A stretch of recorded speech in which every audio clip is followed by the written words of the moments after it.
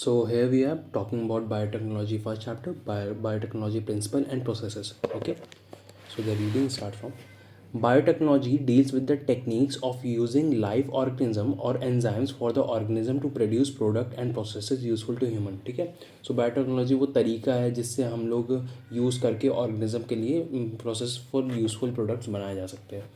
In this sense, making curd, bread, or wine, which are all micro mediated process, could also be thought as a form of biotechnology. However, it is used in a restricted sense today to refer to such of those processes which use genetically modified organism to achieve the same on the larger scale. Biotechnology को use करा जा रहा है ताकि genetically modified organism की help से हम लोग बियर, कर्ड, ब्रेड, वाइन और माइक्रो मीडिएटेड जो चीज़ें हैं जो माइक्रोब्स बनाई जाती हैं उनको और ज़्यादा बनाया जा सके लार्जर स्केल पे. Further, many other processes techniques are also included under biotechnology. For example, in vitro fertilization leading to a test tube baby. ठीक है, बायोटेक्नोलॉजी काफ़ी ज़्यादा यूज़ करी जा रही है. जैसे एग्जांपल ले सकते हो आप, जैसे इन विट्रो फर्टिलाइजेशन की वजह से टेस्ट ट्यूब बेबी में यूज़ करा जाता है. Synthesizing of gene and using it, gene का सिंथेसाइज करा जाता है और उसको यूज़ करा जाता है जैसे कॉटन बीटी वाले प्लांट में, है ना. So and developing a DNA vaccine और correcting a defective gene all are the part of biotechnology. जैसे मान लो किसी की बॉडी में अगर कोई डिफेक्टिव जीन है जो उसको कोई बीमारी कॉज कर रही, तो उस डिफेक्टिव जीन को हम लोग बायोटेक्नोलॉजी की मदद से हटा सकते हैं. Now the European federation of biotechnology, EFB, European Federation of Biotechnology, has given a definition of biotechnology that encompasses both the traditional view and modern molecular biotechnology. ठीक है, ये एक फेडरेशन है बायोटेक्नोलॉजी की, इसको हम लोग मानता है. The definition given by EFB is as follows: the integration of natural science and organism cells part thereof a molecular analogues of the product and services. ये definition. Principle of biotechnology. Among many, the two core techniques that enabled birth of modern biotechnology are: first है genetic engineering. Principle of biotechnology first है genetic engineering. Techniques to alter the chemistry of genetic material जो कि DNA and RNA है, to introduce these into host organism and thus change the phenotype of the host organism. Now, maintenance of the sterile microbial contamination free ambience in chemical engineering processes to enable growth of only desired microbe eukaryotic cell in large quantities for manufacture of biotechnological product like antibodies, vaccines, enzymes etcetera. So principle क्या क्या है? पहला है तुम्हारा genetic engineering. Genetic engineering में हम लोग DNA RNA को ऑल्टर कर सकते हैं, उसको मतलब लेबोरेटरी में ले जाके उसमें चेंजमेंट कर सकते हैं जैसा कि हमको चाहिए हो उसमें ऑर्गेनिज्म में, और फिर उसको मेंटेन करना होता है स्टेराइल, मतलब एक आइसोलेटेड, एक बचा के रखने के लिए, ताकि उसको आगे और ज़्यादा यूज़ कर सकें हम लोग प्रोडक्ट बनाने में, एंटीबॉडीज़ बनाने में, वैक्सीन बनाने में, एंजाइम बनाने में. Now let us now understand the conceptual development of the principle of genetic engineering. ठीक है, you probably appreciate the advantages of sexual reproduction over asexual reproduction. The former provides opportunity for the variation in the formulation of the unique combination of a genetic setup, some of which may be beneficial to the organism as well as the population. ठीक है, मतलब sexual reproduction asexual reproduction से अच्छा होता है, ये हम सब लोग जानते हैं, क्योंकि उसमें वेरिएशन मिलते हैं, हम लोग उसमें चेंजमेंट ला सकते हैं, है ना. Asexual reproduction preserve the genetic information while sexual reproduction permits variation. पता ही हमको कि asexual reproduction preserve रखता है, मतलब जब asexual reproduction होगा तो जेनेटिक में कोई चेंज ही नहीं आएगा. अब जेनेटिक में चेंज नहीं आएगा, होस्ट की बॉडी में कोई चेंज नहीं आएगा, उसको हम लोग क्लोनिंग भी कह सकते हैं. Now traditional hybridization procedure used in plant and animal breeding very often led to inclusion and multiplication of undesirable gene along with the desired gene. ठीक है, the techniques of genetic engineering, which include creation of recombinant DNA, use of gene cloning and gene transfer. जो genetic engineering की technique है उसमें तीन चीज़ें हम लोग यूज़ करते हैं, मतलब तीन चीज़ें बनाने का एक काम करते हैं. पहला है तुम्हारा रिकॉम्बिनेंट डीएनए. रिकॉम्बिनेंट डीएनए जानते हैं कि भाई नया बनाया गया डीएनए. जीन क्लोनिंग, क्लोनिंग जानते हैं कॉपी कर देना जीन का. जीन ट्रांसफ़र, जीन को इधर से उधर ट्रांसफ़र करना. Overcome this limitation and allow us to isolate and introduce only one or a set of desirable gene without introducing undesirable genes into the target organism. ठीक है, ये सब किस लिए? ताकि हम जो जीन चाह सकते हैं, मान लीजिए कोई है जिसके अंदर हमें कोई जीन डालनी है, तो हम जो जीन चाह सकते हैं हम वो उसके अंदर डाल सकें, बस. Do you know the likely fate of the piece of DNA which is somehow transferred into an alien organism most likely the piece of DNA would not be able to multiply itself in a progeny cell of the organism, but when it gets integrated into the genome of a recipient, it may multiply and be inherited along with the host DNA. ठीक है, क्या है कि जो gene DNA है, मतलब ये ऐसे ही प्रोजेनी में जाके अपने आप को मल्टीप्लाई नहीं कर सकता है। मतलब अगर हमने किसी की बॉडी में जीन डाल दी तो हम ये नहीं मान सकते कि वो अंदर जाके अपने आप को ही डिवाइड कर लेगी और ज़्यादा जीन बना लेंगे, ऐसा नहीं है। उसको ऑर्गेनिज्म के प्रोजेनी में इंटर करना पड़ेगा, जीनोम में इंटर करना पड़ेगा, तब जाके वो होस्ट डीएनए जो है वो और ज़्यादा डिवाइड करेगा। ठीक है, क्योंकि ये एक एलियन पीस है, this is a alien piece, the alien piece of DNA has become part of chromosome. तो जब तक वो क्रोमोसोम का पार्ट नहीं बनेगा तब तक वो डिवाइड नहीं कर सकता। Which has a ability to replicate, ठीक है, इसके अंदर एबिलिटी है रेप्लिकेट करने की, लेकिन प्रोजेनी में इंटर करना पड़ेगा। In a chromosome there is a specific DNA sequence called the origin replication which is responsible for initiating replication. ठीक है, क्रोमोसोम के अंदर एक स्पेसिफिक डीएनए सीक्वेंस होता है जिसका नाम होता है ओरिजिन ऑफ रेप्लिकेशन, जिसका नाम होता है ओरिजिन ऑफ रेप्लिकेशन। यही रिस्पॉन्सिबल होता है रेप्लिकेशन को इनिशिएट करने के लिए, स्टार्ट करने के लिए। Therefore, for the multiplication of any alien piece of DNA in an organism, it needs to be a part of chromosome which has a specific sequence known as a origin of replication। मतलब इससे हमें ये समझ में आता है कि अगर हमको एक एलियन पीस ऑफ डीएनए को अंदर किसी के डिवाइड करना है तो उसको क्रोमोसोम का पार्ट होना चाहिए, क्योंकि क्रोमोसोम के पास एक स्पेशल सीक्वेंस है जिसका नाम है ओरिजिन ऑफ रेप्लिकेशन, जो कि आगे जाके रेप्लिकेट करने में हेल्प करता है। Thus, an alien piece of DNA is linked with the origin of replication, so that the alien piece of DNA can replicate and thus multiply itself in the host organism. This can also be as a cloning or making multiple identity copies of template DNA। ठीक है, इसी template DNA बोले तो जो DNA हम लोग लेके जा रहे हैं कॉपी करने के लिए। ठीक है, तो जब तक डीएनए अंदर नहीं जाएगा, ऑरिजिन और रेप्लिकेशन जुड़ेगा नहीं, तब तक वहाँ जाके डिवाइड नहीं कर पाएगा। आगे, let us now focus on the first instance of a construction of an artificial recombinant DNA molecule. The construction of a first recombinant DNA emerged from the possibility of linking gene encoding antibiotic resistance with a native plasmid, autonomously replicating circular extrachromosomal DNA of a Salmonella typhimurium। Plasmid कह सकते हैं, plasmid एक तरीके का medium है जिसके through हम लोग वो जो रिकॉम्बिनेंट डीएनए बनाएंगे उसको बॉडी के अंदर ले जाना है। ठीक है, और यहाँ पे जो हम लोगों ने प्लाज्मिड लिया वो कौन सा है, सैल्मोनेला टाइफीम्यूरियम। ठीक है, Stanley Cohen and Herbert Boyer, ये दो साइंटिस्ट हैं, Stanley Cohen and Herbert Boyer accomplished this in 1972 by isolating the antibiotic resistance gene by cutting out a piece of DNA from a plasmid which was responsible for conferring antibiotic resistant। ठीक है, the cutting of DNA at a specific location become possible with the discovery of so-called molecular scissors। तो Stanley Cohen and Herbert Boyer ने 1972 में antibiotic resistant gene को cut करा था, उसके DNA को कट करा था फ्रॉम द प्लाज्मिड। ठीक है, with the help of DNA को कट करा गया, कैसा सीक्वेंस को कट करा कैसे जाता है, with the help of molecular scissor, जिनका हम और क्या कहते हैं, रेस्ट्रिक्शन एंजाइम कहते हैं। The cut piece of DNA was then linked with the plasmid DNA. फिर वो जो कट पीस ऑफ डीएनए है उसको हम लोग प्लाज्मिड डीएनए के साथ लिंक कर देंगे। These plasmid DNA act as a vector to transfer the piece of DNA attach to it. Vector वो होते हैं जो मीडियम होते हैं, जैसे अगर हमें ऑनलाइन शॉपिंग से कुछ मंगाना है अमेजोन से, सो जो अमेजोन डिलीवरी बॉय है वो हमारा वेक्टर हो जाएगा। ठीक है, एग्जाम्पल था।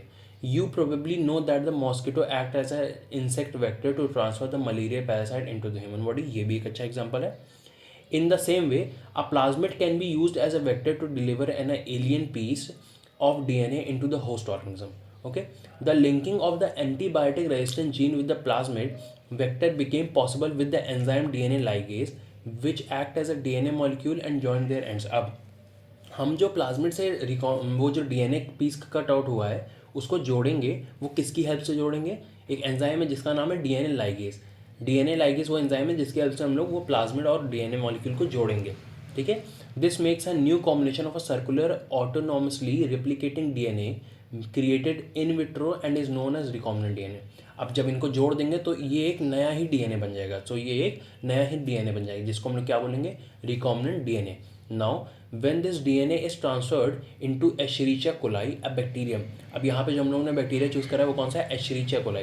when this DNA is transferred into Escherichia coli, a bacterium closely related to Salmonella It could be replicate using the new host DNA polymerase enzyme and make multiple copies. The ability to multiply copies of antibiotic resistant gene in E. coli मतलब Escherichia coli was called cloning of antibiotic resistant gene in E. coli. मतलब क्या है इसका, अब जब हम लोगों ने एशरीचा कोलाई को ही क्यों चूज़ करा, क्योंकि वो सैलेमोनेला टाइफीम्यूरियम के काफ़ी क्लोज है, ठीक है, उस फैमिली के काफ़ी क्लोज है, तो ज़्यादा डिफरेंसेस नहीं है उसकी बॉडी में, या मतलब कह सकते हैं कि उसके स्ट्रक्चर में ज़्यादा कोई डिफरेंस नहीं है। फिर हम इसको by the new host DNA polymerase enzyme की मदद से इसकी मल्टीपल कॉपीज़ बना देंगे। Now, you can hence infer that there are 3 basic steps of genetically modified of an organism. अब हमें अगर कोई भी ऑर्गेनिज्म को जेनेटिकली मॉडिफाइड करना है तो यहाँ पे 3 स्टेप बहुत इंपॉर्टेंट होते हैं। पहला है identification of DNA with desirable gene. Identification of DNA with the desirable gene मतलब जो जीन हम चाहते हैं उसको आइडेंटिफाई कर लेना। दूसरा है introduction of identified DNA into the host, मतलब जो हमने डीएनए चूज़ करा है उसको जिसके अंदर, जिस बॉडी के अंदर, जिस होस्ट की बॉडी के अंदर हम लोग भेजना चाहते हैं वहाँ भेजें। तीसरा है maintenance of the introduce DNA in the host and transfer of the DNA to its progeny. ठीक है, पहले तो क्या है, उसकी होस्ट की बॉडी में इसको मेंटेन भी करें अच्छे से ताकि ये वहाँ जाके ख़त्म ना हो जाए, क्योंकि ये एक एलियन पीस है, और फिर इसको डीएनए के प्रोजेनी में ट्रांसफ़र कर दें, प्रोजेनी, ताकि जाके वहाँ पे डिवाइड कर सकें। ठीक है, now we are talking about the tools of the DNA technology. अब हम लोग यहाँ पे टूल्स की बात करेंगे, डीएनए टेक्नोलॉजी में कौन कौन से टूल्स यूज़ होते हैं। Now we know from the foregoing discussion that genetic engineering और recombinant DNA technology can be accomplished only we have the key tool. ठीक है, अगर हमारे पास की टूल होंगे तभी हम लोग डीएनए टेक्नोलॉजी को अकम्पलिश कर सकते हैं, मतलब कर सकते हैं। कौन कौन से वो टूल है? पहला है तुम्हारा रेस्ट्रिक्शन एंजाइम, दूसरा है तुम्हारा पॉलीमरेज एंजाइम, तीसरा है लाइगेजेस, चौथा है वेक्टर, एंड पांचवा है होस्ट ऑर्गेनिज्म। रेस्ट्रिक्शन एंजाइम क्या करता है? मॉलिक्यूलर सीजर की तरह काम करता है और काटता है डीएनए को जहाँ से आप चाहते हो। पॉलीमरेज एंजाइम क्या करता है? मल्टीप्लाई बनाता है। पॉलीमरेज एंजाइम क्या करता है? मल्टीपल बनाता है। लाइगेज एंजाइम क्या करता है? जोड़ता है। लाइगेज एंजाइम क्या करता है? जोड़ता है। वेक्टर क्या करते हैं? मीडियम की तरह काम करता है और लेके जाता है जहाँ से जहाँ ले जाना होता है। होस्ट ऑर्गेनिज्म क्या काम करता है? जिसके अंदर हमें डालना होता है। ठीक है, पहले हम लोग बात करते हैं रेस्ट्रिक्शन एंजाइम की। In the year 1963 the two enzymes responsible for the restricting the growth of the bacteriophage in Escherichia coli were isolated। ठीक है, जो दो एंजाइम हमारे पाए गए जो रोक रहे थे बैक्टीरियोफेज को एशेरिचिया कोलाई के अंदर उसने ग्रोथ करने से, one of these added methyl group to DNA while the other cut DNA, the later was restriction endonucleases। ठीक है, इसी को हम लोगों ने लेटर क्या बोला? Restriction endonuclease. The first restriction endonuclease was HindID2। जो हमारा पहला रेस्ट्रिक्शन एंडोन्यूक्लियस था वो कौन सा था? HindID2, whose functioning depend on the specific DNA nucleotide sequence, was isolated and characterized 5 years later। ठीक है, जिसकी फंक्शनिंग किस पे डिपेंड करती थी? एक स्पेशल न्यूक्लियोटाइड सीक्वेंस पे जो कि डीएनए के अंदर पाया जाता है। It was found that HindID2 always cut DNA molecules at a particular point by recognizing the specific sequence of 6 base pair। क्या हमने पाया कि जो HindID2 है ये हमेशा डीएनए को एक स्पेशल जगह पे काटता है, एक स्पेसिफिक सीक्वेंस पे काटता है, जब ये पता कर लेता है कि उसके पास 6 बेस पेयर हैं, जब उसको ये पहचान लेता है। This specific base sequence is known as recognisation sequence for the HindID2। अब ये जिससे वो पहचान रहा है इसको हम लोग क्या बोल देंगे? Recognition sequence for HindID2। Beside HindID2 today we know about more than 900 restriction enzyme and that have been isolated over 230 strain. तो हम क्या जानते हैं? अब आज के समय में हम लोग जानते हैं कि हमारे पास 900 से ज़्यादा रेस्ट्रिक्शन एंजाइम है और 230 से ज़्यादा स्ट्रेन है बैक्टीरिया के, विच रिकॉग्नाइज डिफरेंट रिकॉग्नाइजेशन साइट, जो और भी ज़्यादा रिकॉग्नाइजेशन साइट को रिकॉग्नाइज कर पाते हैं और डिवाइड कर पाते हैं। The convention for naming these enzyme is the first letter of the names come from the genus and the second two letter comes from the species of the prokaryote cell from which they were isolated. Example, E. coli comes from the Escherichia coli RY. In E. coli RY, the R is derived from the name, strain, Roman number following the name indicate in the order which was the enzyme were isolated from that strain of bacteria। यहाँ naming का process बताया गया है कि कैसे नाम रखा जाता है। आगे, restriction enzyme belong to a larger class of enzyme called nucleases. अब जो रेस्ट्रिक्शन एंजाइम है इनकी एक लार्जर क्लास ऑफ एंजाइम्स है जिसको हम लोग कहते हैं न्यूक्लियसेस। यहाँ पे दो तरह के न्यूक्लियसेस होते हैं, एक्सो न्यूक्लियसेस और एंडो न्यूक्लियसेस। नाम से समझ रहे हैं, बाहर का अंदर का, exo and endo nucleases.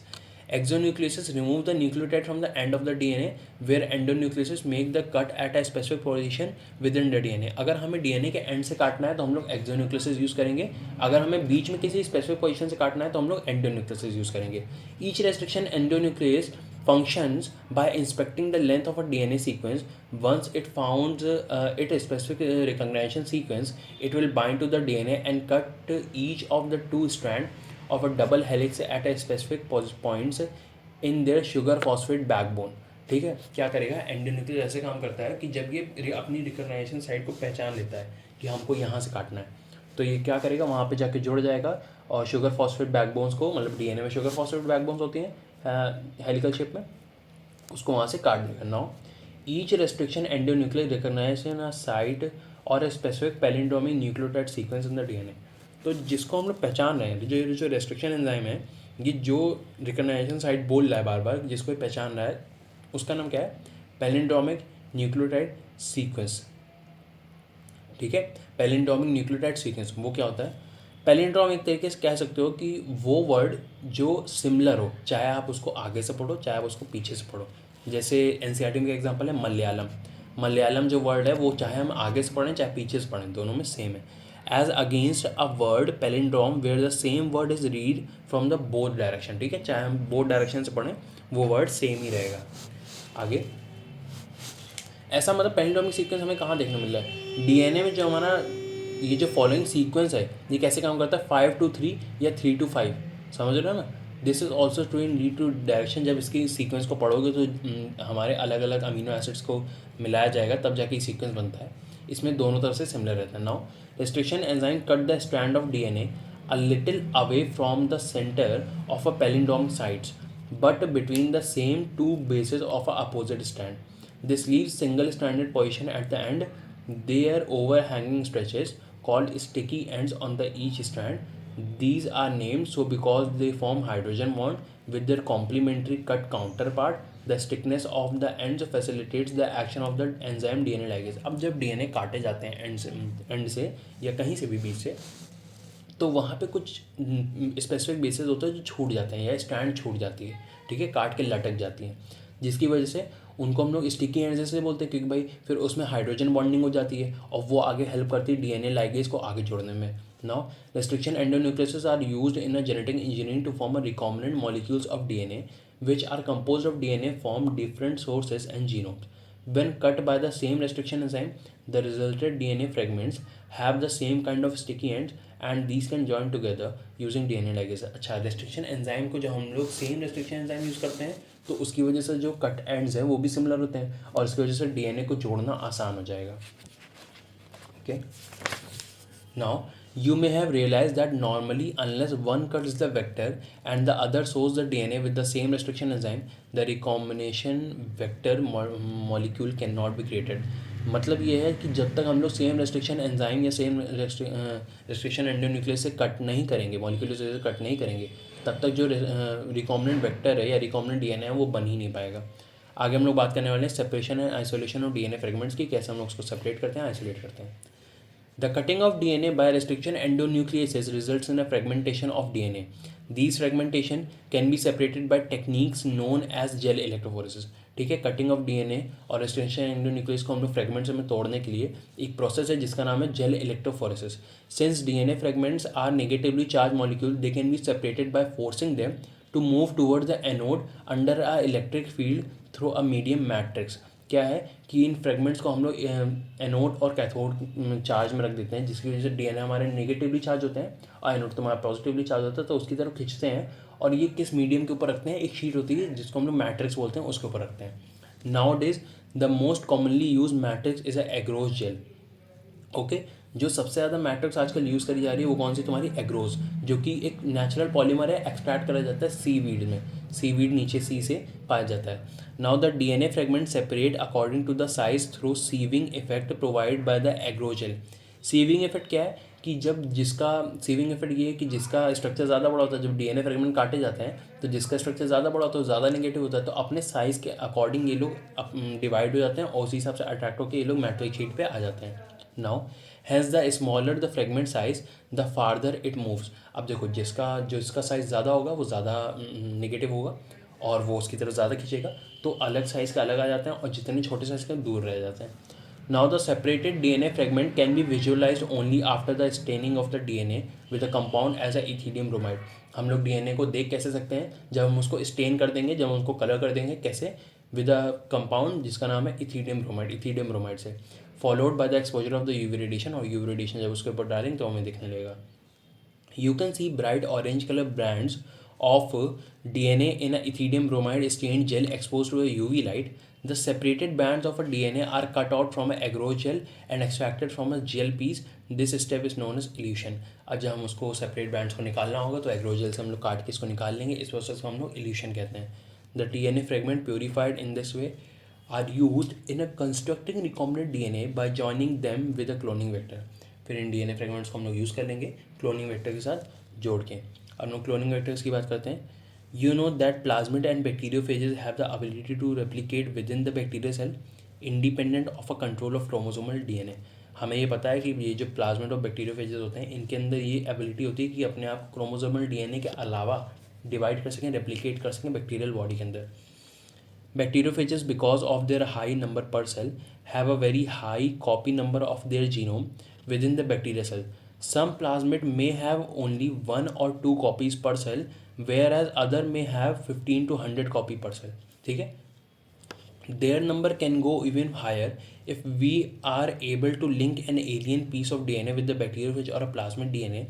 We can multiply its number equal to the copy number of a plasmid or a bacteriophage. Vector used at present are engineered in such way that they help easy linking for foreign DNA and selection of recombinant from non-recombinant. मतलब क्या, आजकल जो vector हम लोग use कर रहे हैं वो ऐसे यूज़ कर रहे हैं जिनके साथ ईजी हो एक नए DNA को जोड़ना. ओके, और आगे जाके उसको वेक्टर के थ्रू यूज़ करना. The following are the feature of required facilitate cloning into a vector. ये कुछ फीचर हैं जो हमें चाहिए. पहला है origin of replication. This is a sequence from where replication start and any piece of DNA when linked to this sequence can be made replicate within the host cell. The sequence is also responsible for controlling the copy number of a linked DNA. So, if one wants to recover many copies of the target DNA, it should be cloned in a vector whose origin support high copy number. Origin replication समझ गए सब. Selectable marker. In the addition to ORI, the vector requires a selectable marker which help in identifying and eliminating non-transformant, the selectively permitting the growth of the transformants. Transformant जो जिनको हम लोग transform करना चाह रहे हैं, जिनको हम लोग ट्रांसफॉर्मेशन करना चाह रहे हैं. Transformation is a procedure through which a piece of DNA is introduce into host bacterium. Normally, the gene encoding resistance to the antibiotic such as ampicillin, chloramphenicol, the tetracycline and kanamycin, etc. are considered useful selectable marker to the Escherichia coli. The Escherichia coli cells do not carry resistance against any of these antibiotics. मतलब क्या है, selectable markers use होते हैं ताकि पहचान सकें कि जो हम लोग ट्रांसफॉर्मेट ला रहे हैं उसी को कॉपी करना है कि ये कोई और है. Now cloning site. In order to link the alien DNA, the vector need to have a very few preferable single recognition site for the commonly used for restriction enzyme. ठीक है. Presence of more than one recognition site with the vector will generate several fragments which will complicate the gene coding. The ligation of an alien DNA is carried out by a restriction site present in one to antibiotic genes.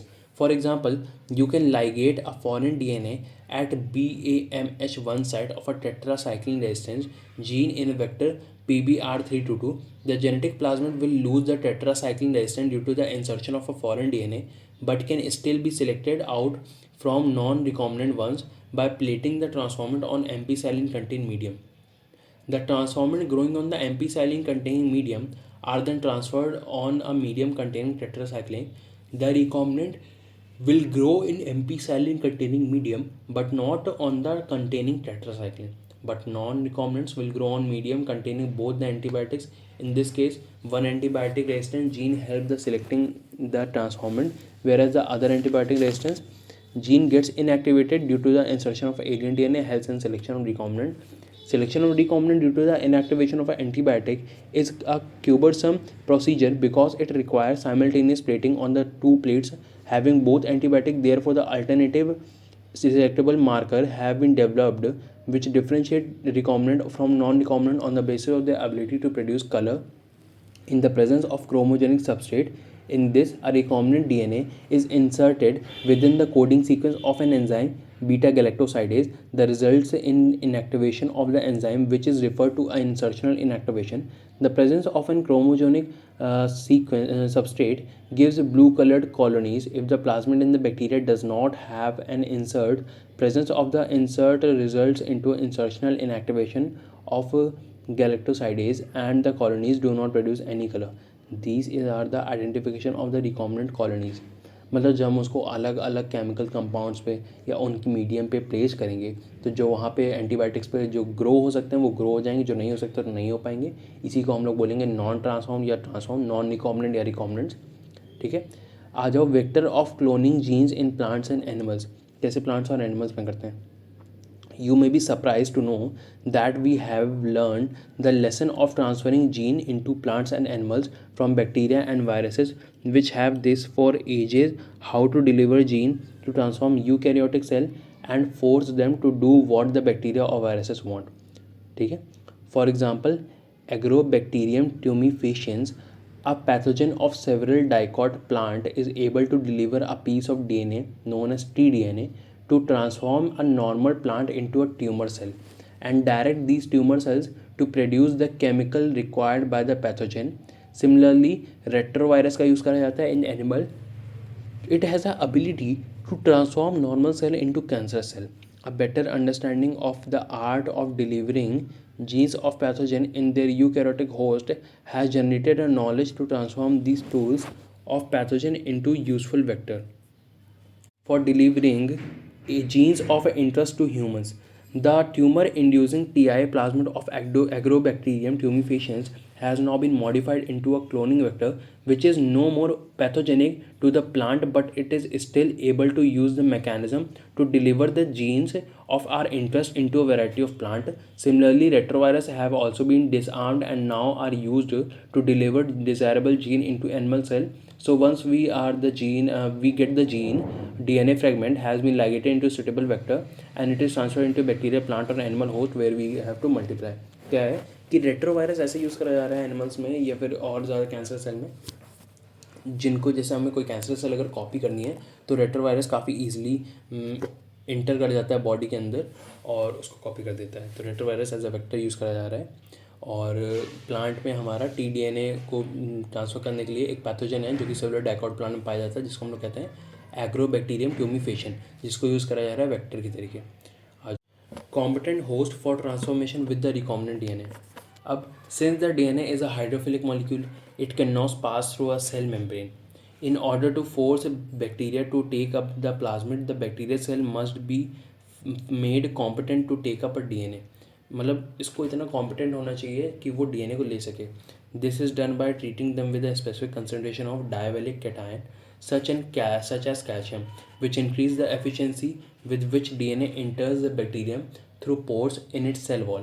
The recombinant DNA can then be forced into such cells by incubating the cells with the recombinant DNA on ice, followed by the placing them briefly at 42 degrees centigrade as a heat shock and then putting them back on ice. This enables bacteria to take up a recombinant DNA. क्या है कि जब हमें bacteria के अंदर कोई recombinant DNA डालना होता है तो हम उसके साथ एक प्रोसेस करते हैं जिसका नाम होता है हीट शॉक, जिसकी वजह से उसकी सेल वॉल है वो डिस्ट्रॉय हो जाती है और जो बैक्टीरिया है वो रिकॉम्बिनेंट डीएनए वो बैक्टीरिया के अंदर इंटर हो जाता है. हीट शॉक क्या है, पहले हम उसको 42 डिग्री सेंटीग्रेड पे रखते हैं, उसको हीट करते हैं, फिर उसको हम लोग वापस आइस पर रख देते हैं, फिर उसको हम लोग वापस हीट करते हैं, फिर आइस पर रख देते हैं, जिसकी वजह से उसकी सेल वॉल ब्रेक डाउन हो जाती है और जो तुम्हारा रिकॉम्बिनेंट डीएनए है उसके अंदर इंटर कर जाता है. This is not only a way to introduce a alien DNA into a host in cell of methods known as microinjection. Recombinant DNA is directly injected into the nucleus of an animal cell. In another method suitable for plants, cells are bombarded with a high velocity microparticle of gold and tungsten coated with DNA in a method known as a ballistic or a gene gun. अब ये दो method और हैं. पहला तो है तुम्हारा micro injection and दूसरा है बायोलिस्टिक या जीन गन कह सकते हैं. माइक्रो इंजेक्शन में मतलब नाम से समझ में आ रहा है कि इंजेक्शन लगाया जाता है प्लांट्स को या दूसरे सेल्स में जिनमें भेजना होता है हमें recombinant DNA. With injection, microinjection काफ़ी छोटा injection. Then biolistic and gene gun. Biolistic gene guns क्या है? जीन गन एक तरीके समझ सकते हो कि डीएनए के ऊपर गोल्ड और टंगस्टन की कोटिंग कर देते हैं और फिर उसको हाई वेलोसिटी से एंटर कराते हैं बॉडी में. And the last method used is a disarm pathogen vector, which, when allowed to infect the cell, transfer the recombinant DNA into the host. Last method हमारा है डिसआर्म पैथोजन. पैथोजन जो हमें बीमारी करती है, लेकिन ये कैसे पैथोजन है जो कि हमें बीमारी नहीं करेंगे. ये डिसआर्म्ड है, इनके ये ऐसा आतंकवादी है जिनके पास हथियार नहीं है. सो ये अलाउ करे जाएंगे सेल में इंटर करने के लिए थ्रू अ सेल वॉल. और जब ये इंटर कर जाएंगे, क्योंकि भाई ये वही बीमारी करने वाले वेक्टर हैं, काफ़ी आसानी से इंटर कर जाते हैं, तो जब ये इंटर कर जाएंगे तो जो डीएनए वो होस्ट के अंदर इंटर कर जाएगा, वहाँ जाके डिवाइड कर जाएगा. अब आ जाओ processes of recombinant DNA technology. अब प्रोसेस क्या है रिकॉम्बिनेंट डीएनए टेक्नोलॉजी का? Recombinant DNA technology involve several steps in a specific sequence such as.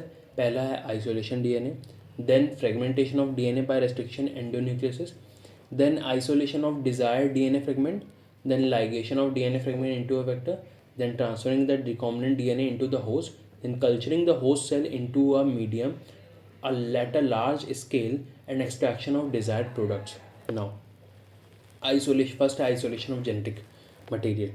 Recall the nucleic acid is the genetic material of all the organism without exception.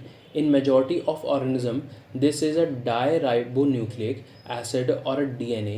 In order to cut the DNA with the restriction enzyme, it needs to be pure form, free from other macromolecule. Since the DNA is enclosed within the membrane, we have to break the cell open to release the DNA along with the macromolecules such as RNA, protein, polysaccharide, and also lipid. This can be achieved by treating the bacterial cell or plant or animal tissue with the enzymes such as lysozyme, जो कि bacteria में use होता है, cellulase, जो कि plant cell में use होता है, काइटिनिल, जो कि फंगस में यूज़ होता है. You know that the genes are located on long molecule of DNA intertwined with the proteins such as histones. ठीक है. The RNA can be removed by treatment with the ribonuclease, whereas a protein can be removed by treatment with a protease. Other molecule can be removed by appropriate treatments, and purified DNA ultimately precipitates out after the addition of chilled ethanol. क्या है कि हमको ऐसे ही genetic material को क्या करना है, genetic material को आइसोलेट करना है. इन सब चीज़ों के ऊपर, एंजाइम्स के ऊपर, अलग अलग एंजाइम्स के ऊपर डाल के हम लोग जो बची हुई चीज़ें हैं जैसे आरएनए हो गया, प्रोटीन्स हो गया, इसको हटा सकते हैं. अल्टीमेटली जो डीएनए को प्रेसिपिटेट करना होगा तो हम लोग चिल्ड इथेनॉल पे डाल देंगे. ओके. अब आ जाओ cutting of DNA at a specific location. कैसे कट करते हैं डीएनए को स्पेसिफिक लोकेशन पे? Restriction enzyme digestions are performed by incubating purified DNA molecule with the restriction enzyme. At the optimal condition for the specific enzyme, agarose gel electrophoresis is employed to check the progression of restriction enzyme digestion. DNA is a negatively charged molecule, hence it moves towards the positive anode. The process is repeated into the vector DNA also. The joining of DNA involves several processes. After having the cut source DNA as well as the vector DNA with a specific restriction enzyme, the cutout DNA or the gene of interest from a source DNA and the cutout vector space are mixed and ligase is added. This results in a preparation of recombinant DNA. सो ऐसे हमारा एक DNA recombinant DNA बनता है. यहाँ हमारा वापस एक तरीके का रिवीजन बता दिया गया है कि कैसे हम लोग एक रेस्ट्रिक्शन एंजाइम को लाएंगे, उससे हम लोग स्पेसिफिक पोजीशन पे कट करेंगे, फिर एक अलग जो हमने अभी एक डीएनए काटा है और एक जो वेक्टर है उसको मिलाएंगे, डीएनए लाइगेज से जोड़ेंगे, फिर उसको आगे चल के डिवाइड करेंगे. अब हम लोग बात करते हैं amplification of gene interest using the PCR. PCR है पॉलीमरेज चेन रिएक्शन, जिसकी मदद से हम लोग एम्प्लीफिकेशन करेंगे. एम्प्लीफिकेशन मतलब बढ़ा देना, किसी को भी नंबर और क्वांटिटी में बढ़ा देना, that is amplification. PCR stands for polymerase chain reaction. In this reaction multiple copies of the DNA और gene of interest is synthesized in vitro using two sets of primer. Primer क्या है? Small chemically synthesized oligonucleotides that are complementary to the region of a DNA. And the enzymes DNA polymerase.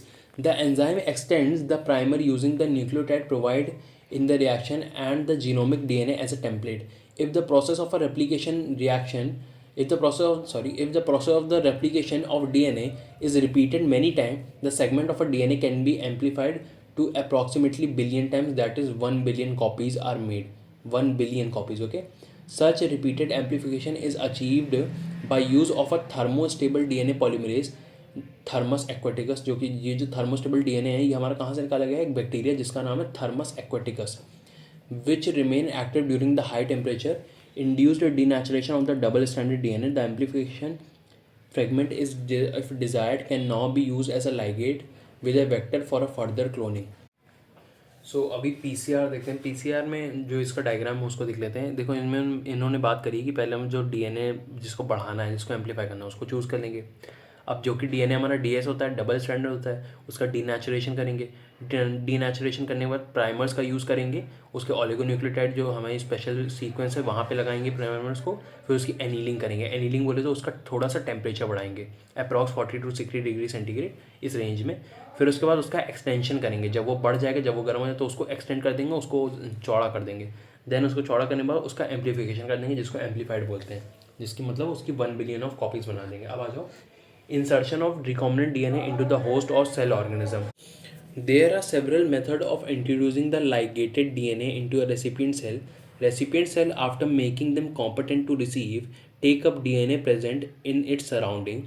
So if a recombinant DNA bearing a gene for resistance to an antibiotic, example ampicillin, is transferred into Escherichia coli cell, the host cell become transformed into ampicillin resistant cell. If we spread the transformed cell on agar plates containing ampicillin, only transformants will grow, untransformed recipient will die. Since due the ampicillin resistant gene, one is able to select a transformant cell in the presence of ampicillin. The ampicillin resistant gene in this case called the selectable marker. अब ampicillin की मदद से हम जो एशेरिचिया coli के अंदर हमने जो रिकॉम्बिनेंट डीएनए डाल के रखा है उसको अंदर ग्रो कर देंगे, और एम्पीसाइलिन यहाँ पे एक सिलेक्टेबल मार्कर की तरह काम कर रहा है ना, कि अगर उसके अंदर एम्पीसाइलिन है तो ही उसको ग्रो करना है। Obtaining the foreign gene product, when you insert a piece of alien DNA into a cloning vector and transfer it into a bacterial, plant or animal cell, the alien DNA gets multiplied. In almost all the recombinant technology, the ultimate aim is to produce a desirable protein. Hence, there is a need for the recombinant DNA to expressed. The foreign gene get expressed under an appropriate condition. The expression of the foreign gene in the host cell involves understanding of many technical details. After having cloned the gene of interest, have optimized the condition to induce the expression of the target protein, one has considered producing into a large scale. If any protein encoding gene is expressed into a heterologous host, it is also called a recombinant protein. The cell harboring cloned genes of interest may be grown on a small scale in the laboratory. The cultures may be used for extracting the desired protein and then purifying it into by using the different separation techniques. The cell can also be multiplied in a continuous culture system wherein the used medium is drained out from a side while fresh medium is added from the other to maintain the cells in the physiology most active log exponential phase. The type of a culturing method produces a larger biomass leading to a higher yields of a desired protein. मतलब बताया गया है काफ़ी simple कि जो हमें DNA जिसको copy करना है, जिसको मतलब और ज़्यादा तरीक़ों पे बढ़ाना है, लार्ज स्केल पे प्रोड्यूस करना है, उसको हम लोग काफ़ी सारे अलग अलग स्टेप्स की मदद से उसको प्योरीफाई करेंगे। ओके, फिर उसको कल्चरिंग मेथड की मदद से उसका बायोमास मतलब हाई यील्ड प्रोडक्शन करेंगे, उसको और ज़्यादा बढ़ा देंगे। और डिज़ायर्ड प्रोटीन मतलब डिज़ायर्ड डीएनए होता है, protein DNA is made up of protein. Small volume cultures can not yield appreciable quantities of a product, मतलब हम उसको कम क्वांटिटी पे नहीं बनाएंगे। मान लीजिए हमें कोई दवाई बनानी है जिसके अंदर हम लोग बायोटेक मतलब genetic engineered recombinant DNA use करना चाह रहे हैं, तो उसको छोटे मतलब कम क्वांटिटी पे क्यों बनाएंगे, उसको ज़्यादा क्वांटिटी पे बनाएंगे। To produce in large quantity, the development of bioreactor, where thus large volume 100 to 1000 liter of culture can be processed, was required. Thus, bioreactor can be thought as a vessel in which a raw material are biologically converted into a specific product. Individual enzyme, etc. using microbial plant, animal or human cell. A bioreactor provides the optimal condition for achieving the desired product of by providing optimum growth condition, temperature, pH, substrate, salt, vitamin, oxygen. मतलब है कि हम लोग bioreactor को ऐसे ले सकते हैं कि एक तरीके का वेसल है, वेसल बोले तो एक तरीके के डब्बे हैं, काफ़ी बड़े बड़े डब्बे हैं जिनके अंदर हम लोग 100 से 1000 लीटर तक के प्रोडक्ट बना सकते हैं। इसके अंदर हम लोग रॉ प्रोडक्ट डाल देंगे, कच्चे प्रोडक्ट डाल देंगे और ये हम जो चाहते हैं वो प्रोडक्ट ये बना के निकाल के दे देगा। हमें इसमें मेंटेन क्या करना पड़ता है, कुछ कंडीशन मेंटेन करनी पड़ती है। इसका टेम्परेचर मेंटेन करना पड़ेगा, पीएच मेंटेन करना पड़ेगा, सॉल्ट, विटामिन, ऑक्सीजन और सबस्ट्रेट मेंटेन करना पड़ेगा। ठीक है। अब bioreactor are of two type. Bioreactor दो तरीके के होते हैं, सिंपल स्टीयर्ड टैंक बायोरिएक्टर, फिर है sparked steered tank bioreactor. A stirred tank bioreactor is usually cylindrical shaped or with a curved base to facilitate the mixing of reactor contents. The stirrer facilitates even mixing and oxygen availability throughout the bioreactor. Alternatively, air can be bubbled through the bioreactor. If you can look at the figure closely, you will see that the bioreactor has an agitator system, an oxygen delivery system, and a foam control system, a temperature control system, pH control system, sampling ports so that the small volume of culture can be withdrawn periodically. यहाँ पे हमारा bioreactor का जो structure है उसको define करा गया सही से। डाउनस्ट्रीम प्रोसेसिंग क्या होती है वो पढ़ लेते हैं।